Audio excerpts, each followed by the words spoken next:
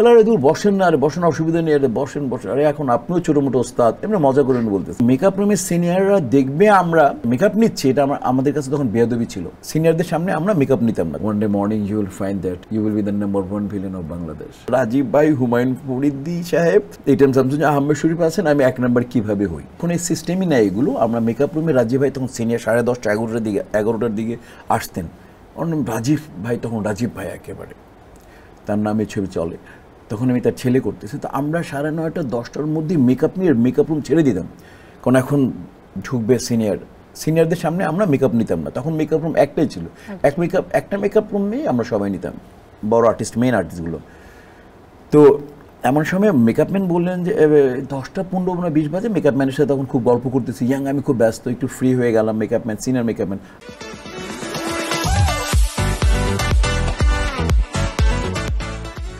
আহমেদ ভাই, তো উনি বলল, তো আমি দেখি 10:30 বাজে। আমি বললাম যে আরে ভাই, বড় ভাইয়া উস্তাদ আসার সময় হয়ে গেছে, আমি বেরিয়ে যাই। বলে আরে দূর বসেন না, আরে বসেন, অসুবিধা নেই, আরে বসেন বসেন, আরে এখন আপনিও ছোটো মোটো ওস্তাদ, এমনি মজা করেন বলতেছেন, বসেন আরে আপনি। এমন সময় এমনি গল্প একটা চলতেছিল, গল্পটা শেষ হচ্ছিল না, এমন সময় রাজীব ভাই ঢুকে পড়লেন। তো আমি তো একদম লজ্জিত, মেকআপ রুমের সিনিয়ররা দেখবে আমরা মেকআপ নিচ্ছি, এটা আমাদের কাছে তখন বেয়াদবি ছিল। আমরা মেকআপ নিয়ে আমাদের রিহার্সাল নিয়ে আমাদের ডায়লগ রিহার্সাল করে রেডি থাকবো, সিনিয়ররা আসবে, 1-2টা রিহার্সাল টেক, ওকে, এইভাবে। আমি মেকআপ রুমে, তো আমি তো তার সমসাময়িক না, আমি কেন থাকবো, তার তো গল্প করার লোক না আমি, আমরা তো থাকবো, সেটে থাকবো। তো রাজীব ভাই বললো আরে কোথায়, আমি সরি বেরিয়ে যাচ্ছে, কই সালাম দিয়ে বেরিয়ে যাচ্ছে, আমি সব বসো।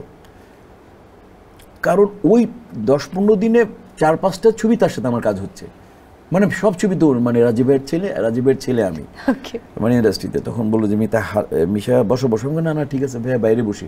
বলে না এখানে বসো। তো আমি পিছনে বসলাম। তো বলে হাতে কটা ছবি, তখন আমার 17-18টা ছবি রানিং। আমি বললাম যে ভাইয়া প্রায় 13-14টার মতো। তো উনি যে কথাটা বলছিলেন, ইংলিশে বলছিলেন, আমি অত ভালো ইংরাজিতে না। উনি বলছিলেন একদিন সকালে এভাবে কাজ করে যাও, এভাবে সততার সাথে কাজ করে যাও, one day morning you will find that you will be the number 1 villain of Bangladesh. আমি রাজীব বলতেছি, ঠিক এভাবে কাজ করে যাব। তো দোয়া করবেন বলে বেরিয়ে গেছে, এবং আমি কথাটা আমার মোটেও বিশ্বাস হয়নি। রাজীব ভাই, হুমায়ুন ফরিদি সাহেব, এইটাম শামসুজ্জামান আহমেদ শরীফ আছেন, আমি 1 নাম্বার কিভাবে হই। তো আমি তখন তার কথাটা শুনলাম, তারপরে সালাম দিয়ে বেরিয়ে গেলাম দোয়া করবেন বলে, কিন্তু মোটেও বিশ্বাস করিনি।